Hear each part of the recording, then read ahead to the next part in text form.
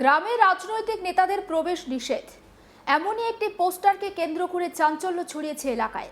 ব্যানারে সতর্কীকরণ এবং গণবিজ্ঞপ্তি বলে লেখা হয়েছে, আগে ভোটার লিস্ট সংশোধন, তারপর গ্রামে প্রবেশ।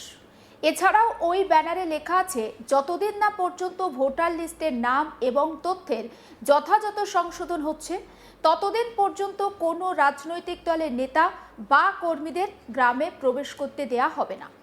ব্যানারে দাবি করা হয়েছে, সুষ্ঠু ও নির্ভুল ভোটার তালিকা ও নাগরিক অধিকার আদায়ের লড়াই। তবে এই ব্যানার কে বা কারা লাগিয়েছে তা এখনো পর্যন্ত জানা যায়নি। গ্রামের বেশিরভাগ মানুষ তারা মুখে কুলু পেটেছেন। গ্রামের বাসিন্দা কাজী বদরে আলম তিনি জানান, গ্রামেরই কেউ এই ব্যানার লাগিয়েছে।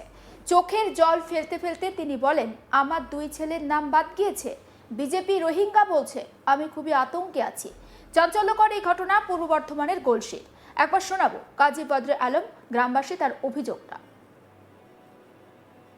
ছেলে যাদের ভোটার লিস্টের নাম নেই, তা অনেক নেতা মানে আমাদের দিদি বলছে যে এরকম যারা ভোটার লিস্টের নাম নাই কোনো চিন্তার কারণ নাই, কিন্তু আমাদের স্থানীয় কোনো নেতা আজ পর্যন্ত কোনো যোগাযোগ নাই, কিছু নেই।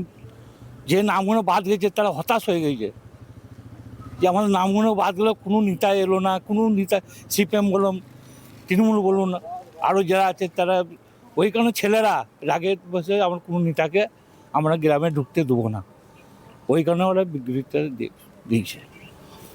এতে আপনাদের যে নাম ওঠেনি, এতে কি আপনাদের অসুবিধা হচ্ছে, কষ্ট পাচ্ছে? বিরাট কষ্ট। আমার ছেলে আসলে আমার ঘুম নাই, আমাদের ছেলের, আমার নিজের ঘুম নাই, মনে হয় আত্মহত্যা করি মনে হচ্ছে।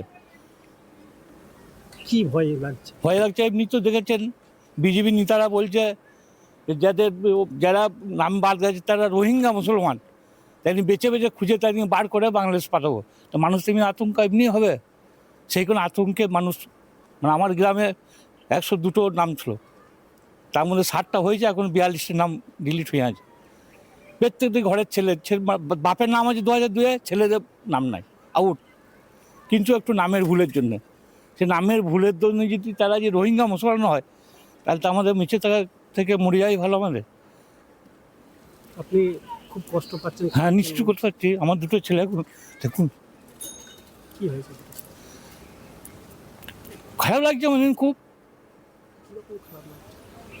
ছেলেরা যদি রোহিঙ্গা হয় বাবারা থাকতে পারবে? তো প্রমাণ করার সুযোগ দিচ্ছে, শুনুন, আপনারা আদালতে যেতে পারবেন, ট্রাইব্যুনালে যেতে পারবেন, সরকার আবার ব্যবস্থা করবে, কি তাবু আপনাদের ভয় কাটছে? শুনুন, আমরা তো ট্রাইব্যুনালে দিয়েছি, আমাদের যত নথি ছিল, আমাদের বাপ দাদুদের সমস্ত নথি। ধরুন এমনি সরকারের কর্মচারীরা, তারা আমরা আধার কার্ড করেছি, ভোটার কার্ড করেছি, জমি দলিলে যা সমস্ত কিছু, তারা যদি ভুল করে থাকে তার জন্য আমাদের আম জনতাকেই দায়ী কি সে সরকারের লোকরা দায়ী? এ বিষয়ে জেলা তৃণমূল নেতা দেবু টুডু তিনি বলেন, সমস্ত মানুষকে বলবো, একদম বাংলায় আমরা বাস করি, বাংলায় গণতান্ত্রিক অধিকার রয়েছে। মমতা ব্যানার্জি আপনাদের গণতান্ত্রিক অধিকার ফিরিয়ে দেবেন, কোনো চিন্তা নেই। ক্ষমতায় আসছি এবং যে এইভাবে জোর করে নাম বাদ দিল, তার বিরুদ্ধে সকলকে প্রতিবাদ করতে অনুরোধে সামিল হতে আহ্বান জানাচ্ছি। আমরা প্রথম থেকে বলে আসছি যে এটা সমাজে প্রভাব ফেলছে, মানুষের মধ্যে প্রভাব ফেলছে। একবার শোনাবো তৃণমূলের সাধারণ সম্পাদক দেবু টুডুর বক্তব্য। আমরা প্রথম থেকেই বলে আসছিলাম যে এই যে এসআইআর, যেটা সম্পূর্ণ অগণতান্ত্রিকভাবে, একদম অস্বচ্ছতাভাবে যে এসআইআর প্রক্রিয়া গোটা বাংলায় হলো, কত মানুষের প্রাণ গেল এবং কত মানুষের বৈধ ভোট তাদের কেড়ে নেওয়া হলো। মানুষ যন্ত্রণায় ছটফট করছে, তাদের কি করা যাবে? এই যে এসআইআর যেভাবে হলো, যেভাবে মানুষের নাম বাদ দিল, গোটা বাংলার মানুষ ছটফট করছে যন্ত্রণায়। এটা তারই বহিঃপ্রকাশ, এটা তো কিছু বলার নেই। যে যাদের বৈধ ভোট দেওয়ার অধিকার আছে তাদেরকে চক্রান্ত করে ওই বিজেপি নির্বাচন কমিশন আজকে বাদ দিয়ে দিল। এটা তো কিছু বলার নেই। তারা যদি এই মানুষ এইভাবে অত্যাচারিত হয়, সে একসময় প্রতিবাদ হবেই, প্রতিরোধ হবেই, কিছু বলার নেই। তবু বলবো, সমস্ত মানুষকে বলবো, একদম বাংলায় আমরা বাস করি, বাংলায় গণতান্ত্রিক অধিকার আছে। মমতা ব্যানার্জি আপনাদের গণতান্ত্রিক অধিকার ফিরিয়ে দেবেন, কোনো চিন্তা নেই।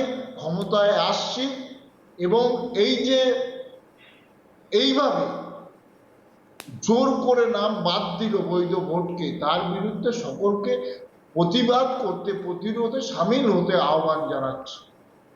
ভোটের মুখে রাজনৈতিক নেতৃত্বদের বিরোধী রকম একটা কতখানি দেখুন, আমরা প্রথম থেকেই বলে আসছি যে এটা সমাজে প্রভাব পড়ছে, মানুষের মধ্যে প্রভাব পড়ছে।